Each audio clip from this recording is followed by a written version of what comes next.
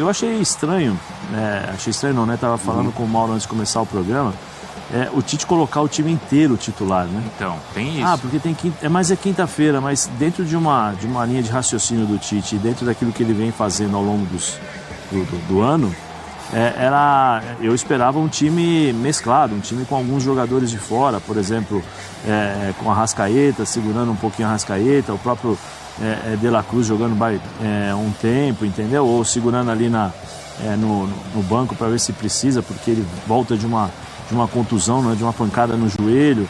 Alguns jogadores que são importantes assim, para o Flamengo em termos de reposição, porque se o Arrascaeta sai, você não tem um jogador à altura que faça o trabalho do Arrascaeta. Agora sim, o Sport Center de volta com o Mauro Naves, com o Zé Elias. O Zinho também já está chegando, o Renato Ruel também, para a gente falar bastante do empate 1-1 entre Flamengo e Palmeiras. O Flamengo chegou a abrir vantagem que lhe dava a primeira posição, não é, Mauro Naves, na tabela de classificação do Campeonato Brasileiro, mas o Palmeiras já na reta final do jogo empatou com o Luigi. Então a Arrascaeta abriu o placar, o Palmeiras empatou e a gente vai ver os melhores momentos do jogo, bastante agitado e também com suas polêmicas lá no Maracanã. Logo no comecinho do jogo, 2 chances, uma para cada lado, Palmeiras com Maurício, o Flamengo respondendo assim, olha, ainda com o Cebolinha em campo, que depois saiu contundido. Mauro, tudo bem? Boa noite. Boa noite, Bruno, Zé Elias, um abraço ao Zinho que vai estar conosco daqui a pouco, ao fã de esportes, parabéns aos pais aí que estão comemorando e nos acompanhando. Bruno, assim, se olhando o jogo todo, pode ter tido a impressão, talvez, do torcedor do Flamengo, a gente vai ganhar esse jogo. O Flamengo está mais inteiro, está mais afim do jogo. Essa cabeçada do Pedro aí também foi um grande lance. 2 lances, né? O Everton foi muito bem nessa cabeçada e agora nessa saída aí do Arrascaeta, cara a cara com ele. Então, nesse momento aí, a impressão que se tinha, o Flamengo, uma hora ou outra, vai conseguir fazer. Mas se olhar números de uma maneira geral, muito igual, tudo muito igual. Aí tem o gol do Palmeiras, não é o gol do Flaco Lopes, e aí a gente vai ver que através do VAR, inicialmente o gol ele é confirmado, não é? E depois o Wilton Pereira Sampaio, auxiliado pelo VAR, as linhas traçadas e a decisão de impedimento. Mais uma vez o impedimento marcado após as linhas traçadas. E o Flamengo continuou em cima no primeiro tempo, Zé. Boa noite, Bruno. Boa noite, Mauro. Boa noite, Zinho, né, que daqui a pouco estará conosco. Boa noite a todos.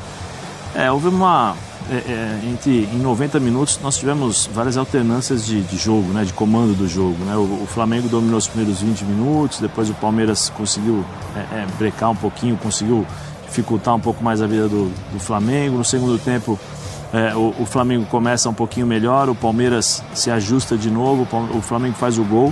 Aí com as substituições no finalzinho do jogo ali, quase no finalzinho do jogo, né, que entra o Rômulo, o Luigi e o Veiga, aí o time do Palmeiras acho que passa a ser superior ao Flamengo, mas eu tô com o Mauro, né? Um jogo de 2 times grandes, 2 times que vem se enfrentaram em 15 dias 3 vezes, né, no mínimo, né?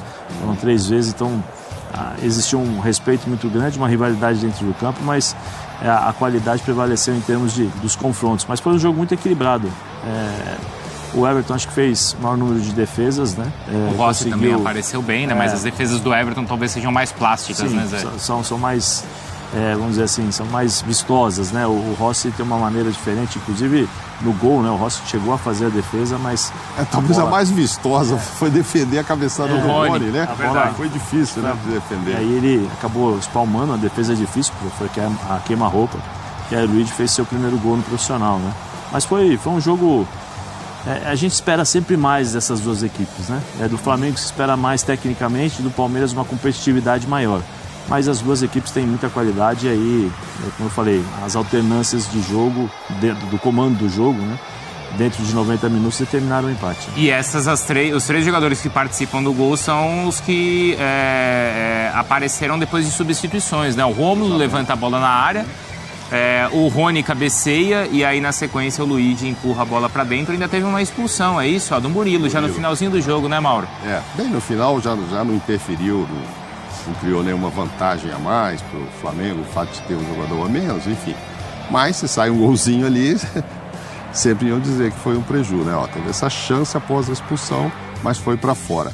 Não, repito, a gente vai mostrar provavelmente daqui a pouco os números, você vai ver, 52% de posse de bola aqui pro Flamengo, 48% lá, sei lá, 11, 10 chutes do Flamengo, 9 do Palmeiras, tudo assim muito parecido. E é o que a gente constatou aí nesses melhores momentos, né? Um pouquinho aqui, um pouquinho lá. No gol, o Flaco Lopes estava na boa, mas o Gomes estava realmente impedido, né? Eu estava brincando na redação com a Renata, que agora é o VAR feijoada, né? Uma hora é um joelhinho, uma hora é uma orelhinha, uma costela, uma costelinha, entendeu? Rabo. Vai ter o rabinho quando tiver de costas. Essa feijoada enfim. não é a light, hein? Pois é, não, pesada, pesada. Mas é isso, é sempre aquele pezinho que ficou, aquele joelhinho. Porque dessa vez, nesse gol, né, no lance do Gustavo, é um lance também ajustado, sim, mas não me pareceu, talvez não tão ajustado quanto do meio de semana, porque aquele é quase que quase que imperceptível, né? E outra, a imagem, a gente olhando do lado de cá, quando o Gabriel Menino vai bater a falta de lá, eu não tenho precisão nenhuma de que momento... Isso do meio de semana. Do meio de semana lá, que momento parou esse frame, entendeu? Ele já tinha chutado, não tinha, tal. Estava muito ajustado. O que mais me chamou a atenção, eu comentei naquele lance, foi que haviam, acho que 9 jogadores do Flamengo dentro da área e o Flaco cabeceou livremente. E o Flamengo que contratou um especialista em defesa, né? Tirou o técnico da Ferroviária, levou para lá para começar o técnico, para arrumar mais a defesa, mas eu acho que continua dando... ainda vacilos defensivos. Era uma oportunidade enorme para o Flamengo, que já sabia da derrota do Botafogo, que ajudou demais, o Juventude ajudou demais, tanto a Flamengo, a Fortaleza, que já estava lá, e Palmeiras, porque o Palmeiras, se não me engano, ficou com 38 pontos.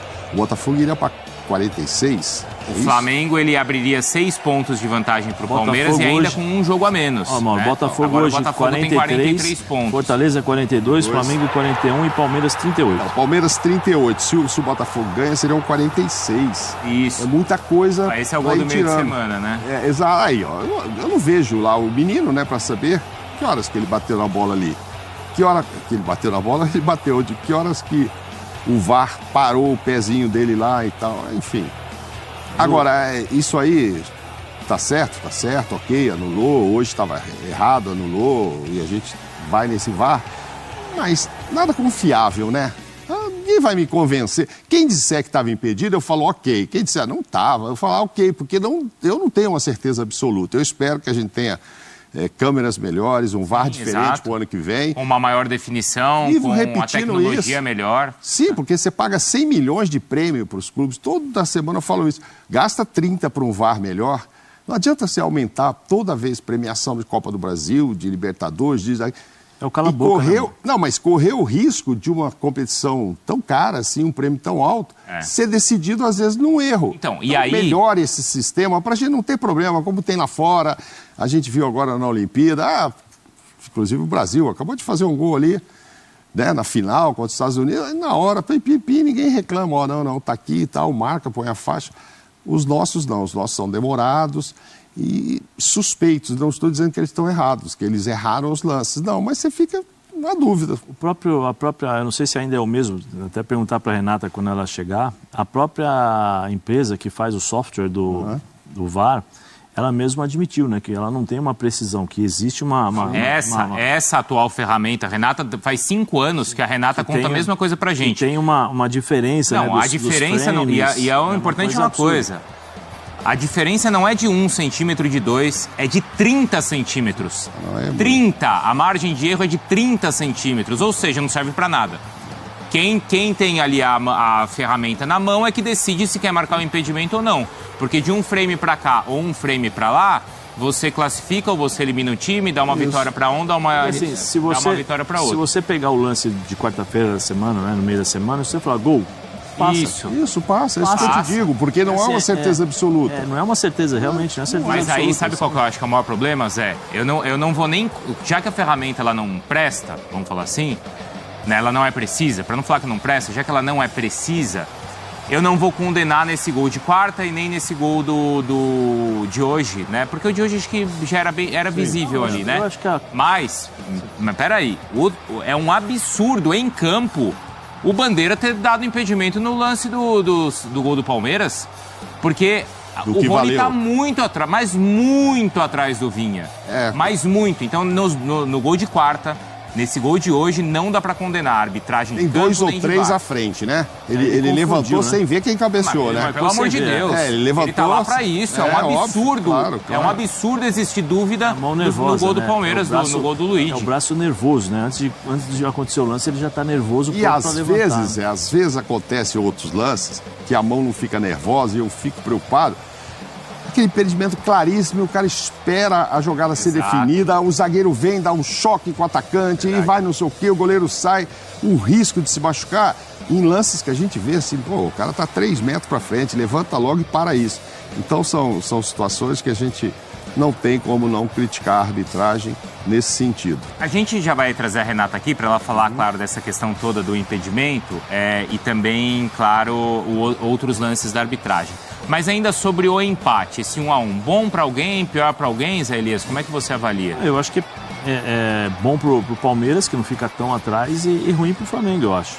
O Flamengo, se somasse 3 pontos, ele iria para... Ele era o líder da competição. Ele seria o líder da competição 44, hoje. Não é isso? 44. Não, 43 junto com o Botafogo, né? E tem 41, somaria mais 2, né? Mais 2, isso. 43. Mas só que, ele continuaria ainda com... Ele iria para os critérios... De desempate e saldo de gols. É o mesmo jogo a saldo menos de que o gols. Botafogo, né? Um jogo a menos que o Botafogo. Mas sim. aí ele ia ganhar no saldo de gols, porque ele teria feito pelo menos um gol a mais, que aqui está 14-14. Mas então ele sofreu um também, né? Não, mas se ele ganha o jogo... se ele ganha, sim, teria verdade, desculpa. 2 pontos a mais e um gol a mais. Isso. Então aí ele estaria na frente. Eu acho bom pro Palmeiras porque diminuiu um pouquinho a distância do primeiro colocado. Ruim pro Flamengo. Eu achei estranho, né? Tava falando com o Mauro antes de começar o programa, o Tite colocar o time inteiro titular, né? Então, tem isso. Porque tem mas é quinta-feira, mas dentro de uma linha de raciocínio do Tite, dentro daquilo que ele vem fazendo ao longo do ano, eu esperava um time mesclado, um time com alguns jogadores de fora, por exemplo, com a Arrascaeta, segurando um pouquinho a Arrascaeta, o próprio De La Cruz jogando um tempo, entendeu? Ou segurando ali no banco para ver se precisa, porque ele volta de uma contusão, né, de uma pancada no joelho. Alguns jogadores que são importantes assim, para o Flamengo em termos de reposição, porque se o Arrascaeta sai, você não tem um jogador à altura que faça o trabalho do Arrascaeta. Se o De La Cruz sair também, nós já vimos aí. E a maior prova foi hoje, né? O De La Cruz sai, ele coloca o Léo Ortiz, ele tira o Pulgar, que já tinha um cartão amarelo, ele tira o De La Cruz machucado, aí ele coloca Léo Ortiz e Alan. Quando ele coloca Léo Ortiz e Alan, o time se perde. Se perde em posicionamento. Aí você tem o Veiga que entra para fazer um segundo volante. Você tem o Rômulo que entra também para fazer um atacante, mas volta um pouquinho na marcação, mas sem a bola ele joga como um segundo atacante pressionando os zagueiros. O Rony também adianta um pouquinho mais, ou seja, o time do Palmeiras pressiona a equipe do Flamengo e o Flamengo não consegue sair. E aí depende do Gerson voltar no meio campo para poder dar um pouquinho de desafogo para os dois jogadores de meio campo, para o Léo e para o Alan. Nessa troca nessas substituições, o time do Palmeiras cresceu e se tivesse talvez mais 5 minutos, o Palmeiras poderia criar mais situações de gol, porque depois das substituições o Palmeiras controlou o jogo. Já vou chamar o Zinho então para participar agora sim aqui do Sport Center conosco, e já a Renata Ruel falando aí desses lances todos, dos impedimentos. O Palmeiras reclama ali de um cartão também que deveria ter uma cor diferente, segundo o Palmeiras pro Pulgar, a gente fala sobre isso.